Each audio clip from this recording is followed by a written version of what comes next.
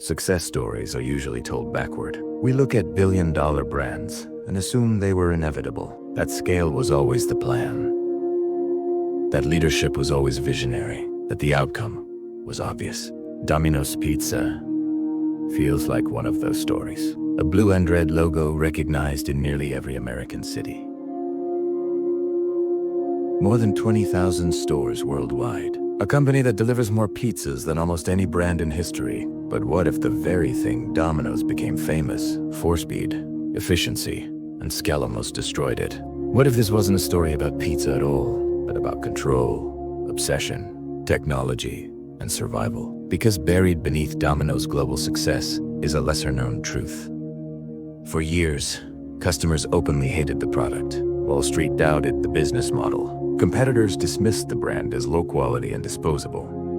And yet, Domino's didn't just survive, it outlasted family-owned pizzerias.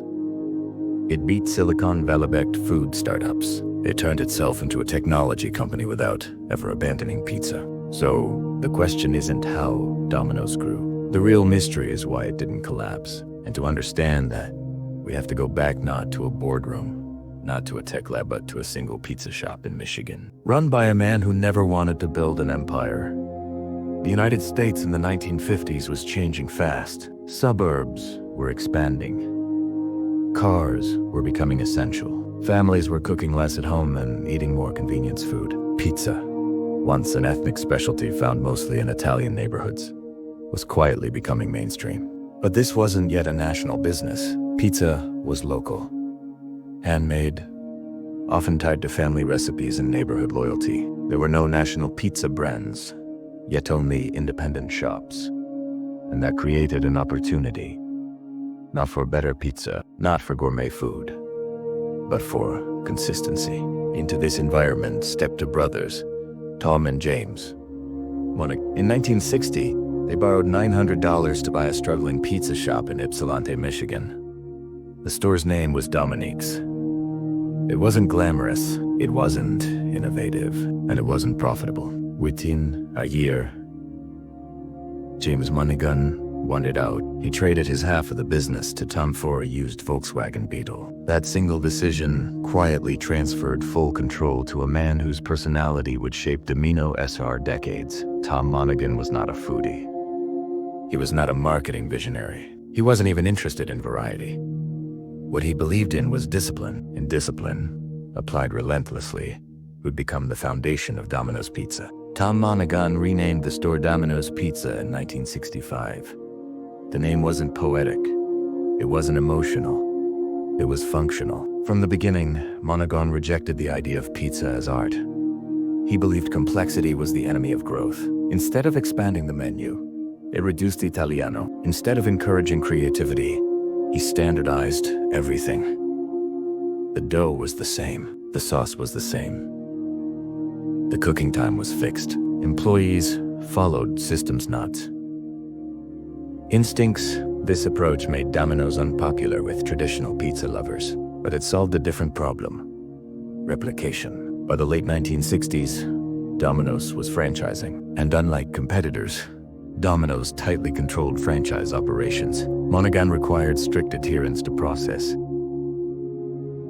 Deviations were punished. Efficiency was rewarded. This created tension, but it also created speed, and speed would become Domino's defining advantage. Domino's wasn't trying to compete with Italian restaurants. It wasn't trying to win over food critics. It was targeting college students, families, and late-night customers, people who valued convenience over quality. Then came the decision that would define the brand for decades: the 30-minute delivery guarantee. If your pizza wasn't delivered within 30 minutes, it was free. This wasn't just marketing. It forced Domino's to redesign its entire operation around time. Stores were placed strategically. Delivery routes were optimized. Menus were simplified even further. Competitors couldn't match it without copying the entire system. Domino's grew rapidly. By the mid-1980s, it had thousands of locations. It became the largest pizza delivery chain in the United States. But speed came with a cost. Drivers were pressured to move faster. Accidents increased.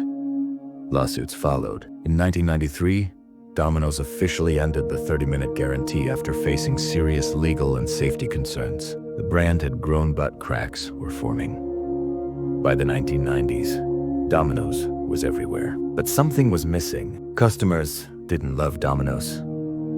They tolerated it.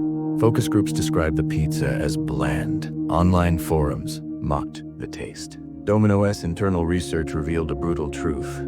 People ordered Domino's despite the pizza, not because of it. At the same time, competition intensified. Pizza Hut emphasized its dine-in experience. Papa John's marketed quality ingredients. Local pizzerias leaned into authenticity. Domino's was stuck in the middle. Fast but forgettable. Then came leadership instability. Tom Monaghan sold his stake in 1998. Ownership changed hands. Strategy drifted. By the late 2000s, Domino's stock had collapsed. Market confidence was gone. The brand felt outdated. This was the moment where many companies disappear, but Domino's chose a different path. In 2009, Domino's did something almost unheard of in corporate America. It publicly admitted failure. In a national advertising campaign, Domino's executives read real customer insults on camera. The crust tastes like cardboard. The sauce is boring. It's just bad pizza. This wasn't a rebrand. It was a confession. Behind the scenes, Domino's had rebuilt the product from scratch. New dough, new sauce, new cheese. But the real shift wasn't culinary. It was philosophical. Domino's stopped pretending customers were wrong. And that changed everything. As food startups flooded Silicon Valley, Domino's went quiet. Then it began investing heavily in technology. Online ordering, mobile apps, AI-powered logistics, GPS delivery, tracking. Domino's wasn't trying to be trendy. It was solving its oldest problem more efficiently than ever. Today, Domino's describes itself not as a pizza company, but as an e-commerce business that sells pizza, and the numbers support that claim. More than half of Domino's orders come through digital channels. Its logistics system rivals companies with far larger tech budgets. The same obsession with control that once limited Domino's now powered its transformation. Domino's story mirrors patterns seen across modern business. Companies that scale too fast without listening. Companies that ignore product quality. Companies that confuse efficiency with value lose trust. But Domino's also reveals something counterintuitive. Innovation doesn't always look like disruption. Sometimes it looks like fixing what you ignored. Unlike startups chasing novelty, Domino's doubled down on fundamentals.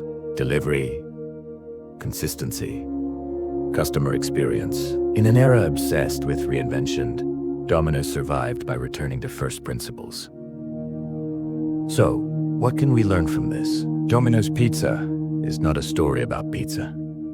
It's a story about systems, about how discipline can scale or suffocate, about how listening late is still better than never, and about how humility, when paired with execution, can reverse decline. There are 3 lessons that still matter. 1. Efficiency without quality is fragile. Speed built Domino's, but honesty saved it.